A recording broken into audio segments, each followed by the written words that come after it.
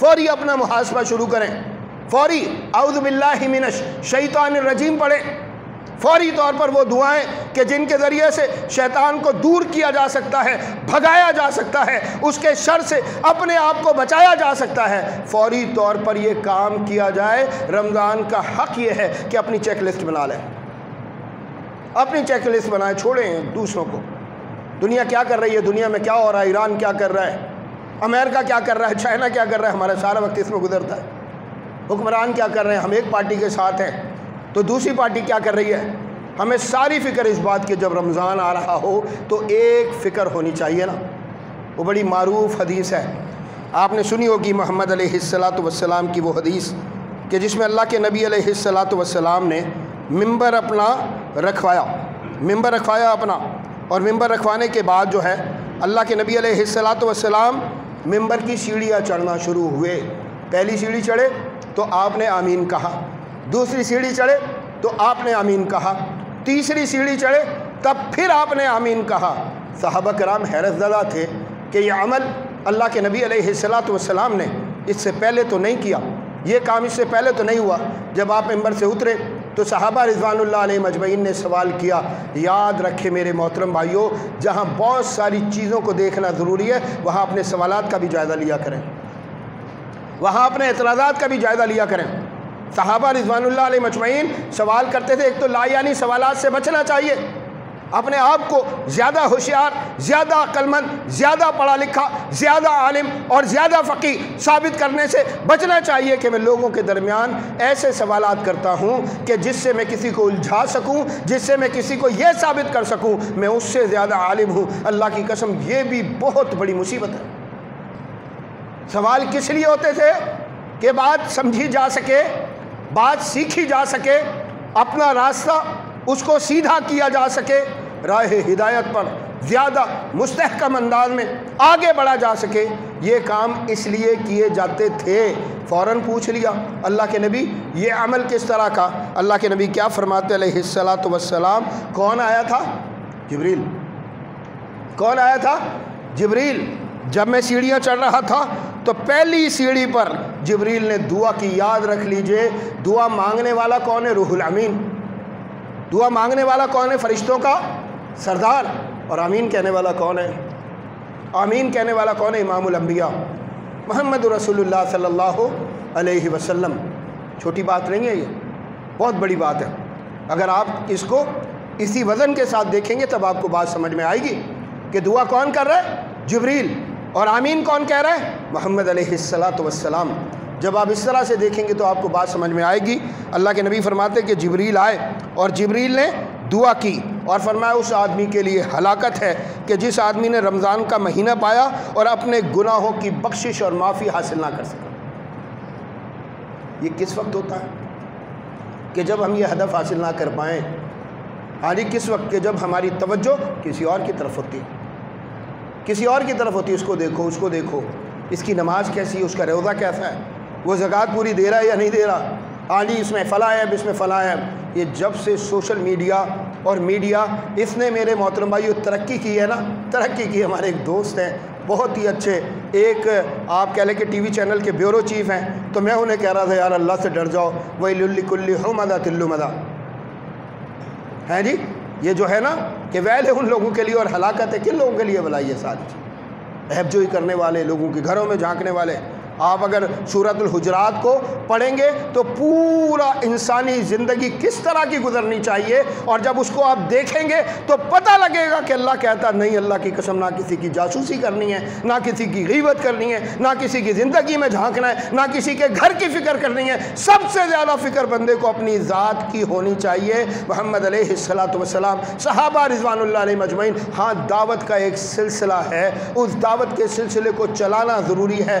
آپ نے میری اصلاح، میں نے آپ کی اصلاح، لیکن طریقہ کار تو ہے اس کا، طریقہ کار تو ہے اس کا کہ 40 لوگوں میں کھڑے ہو کر میں کسی کے متعلق بات کرنا شروع کر دوں اور یہ کہوں کہ میں آپ کی اصلاح، آپ اصلاح نہیں کر رہے، کسی کی توہین کر رہے ہیں۔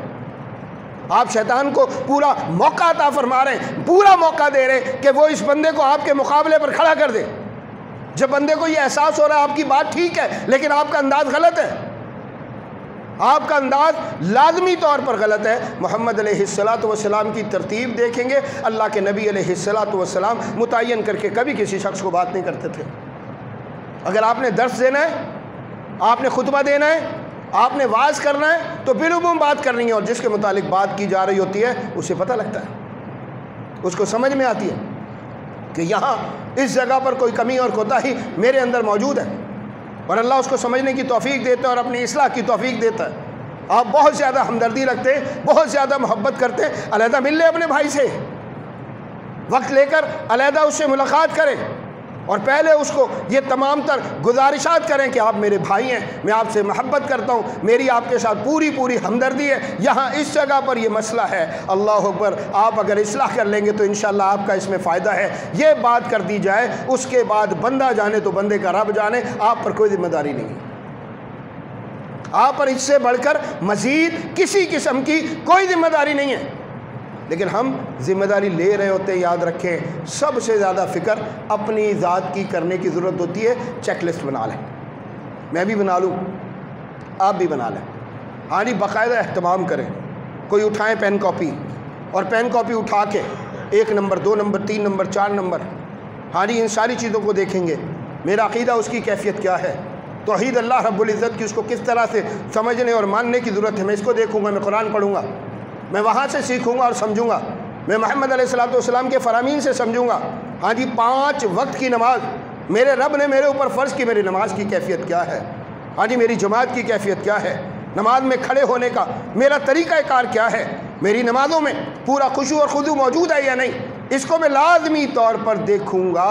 اور اس کے بعد میرے محترم بھائیوں، انتہائی ضروری ہے، بہت زیادہ ضروری ہے کہ یہ ساری چیزیں میں دیکھوں گا، اور اس کے بعد اپنے ارد گرد کا ماحول جس میں بے شمار ذمہ داریاں اللہ رب العزت نے لگائی ہیں، میری آج بات نہیں کرتا اس میں، ٹائم نہیں ہے، لیکن میں کہتا ہوں کہ اس کو بھی دیکھنا پڑے گا۔ خریداریاں شروع کر لی ہیں آپ نے، ہاں جی، عید کی تیاریاں اور خریداریاں شروع ہو چکی ہیں، رش پڑ جائے گا بازاروں میں، اس لیے پہلے سے یہ کرنا چاہیے۔ اس کے حوالے سے بھی بڑی ساری ذمہ داریاں ہیں، تو میں آپ بھائیوں سے یہ عرض کرنا چاہتا ہوں، اللہ کہتا ہے لعلکم تتقون۔ میں آپ سے یہ کہہ رہا تھا، عرض کر رہا تھا کہ جو بندہ یہ سمجھتا ہے کہ اس کا رمضان ختم ہو گیا، وہ بہت بڑی غلط فہمی میں ہے۔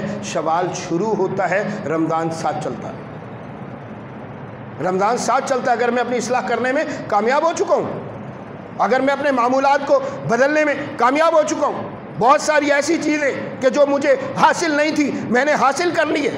مسجدیں، کتنا شور شرابہ تھا، حکومت نے مسجدیں بند کر دیں، ہاں جی، حکومت یہودی ہو گئی، حکومت عیسائی ہو گئی، یہ تو اسلام سے خارج ہو گئے۔ اچھا بھائی، مسجدیں کھل گئی، اب کھلی ہوئی مسجدیں آپ کو کھلی ہوئی دکھائی دے رہی ہیں؟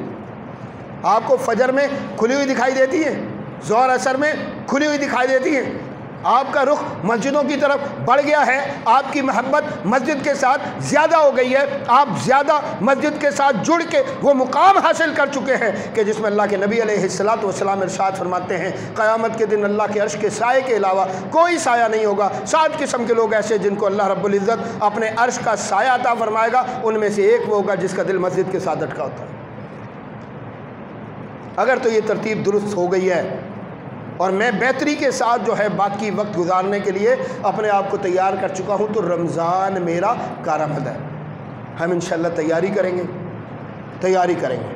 اپنی چیک لسٹ بنائیں گے، اس کی ترتیب بنائیں باقاعدہ طور پر کسی اور کی فکر نہ کریں، علیحدہ بیٹھ جائیں، بیٹھ کر لکھنا شروع کریں، میری نماز، ہاں جی، میری زکوٰۃ، میرا صدقہ، لوگوں کے ساتھ میرا رویہ، میرا جھوٹ اور سچ، میرا بازار میں میرا خرید و فروخت کا طریقہ، یہ میرے عزیز و اقارب کے ساتھ میرے معاملات، تعلقات، صلہ رحمی، قطع رحمی، یہ ساری چیزیں میں لکھتا چلا جاؤں، اور ایک ایک کر کے سب کو دیکھتا چلا جاؤں، اور جہاں جہاں خامی ہے اس کے اوپر ریڈ مارک کروں، اس طرح سے ریڈ مارک کروں، یہاں پر اس پورشن میں خرابی موجود ہے، انشاءاللہ رمضان کے مہینے میں اس کی اصلاح کروں گا، اپنی نماز کی اصلاح کروں گا، اپنے روزے کو بہتر طریقے سے گزاروں گا، تلاوت قرآن، اذکار جو ہے اذکار کا سلسلہ ہے، اور ساری چیزیں جو ہیں میں ان سب کو بہتر کروں گا۔ اگر میں اپنی یہ ترتیب بنانے میں کامیاب ہو جاتا ہوں تو یاد رکھ لیجئے بہت بڑی نعمت مجھے حاصل ہوتی ہے، ورنہ صرف وقت گزاری کروں گا، اس کے علاوہ کوئی چیز نہیں۔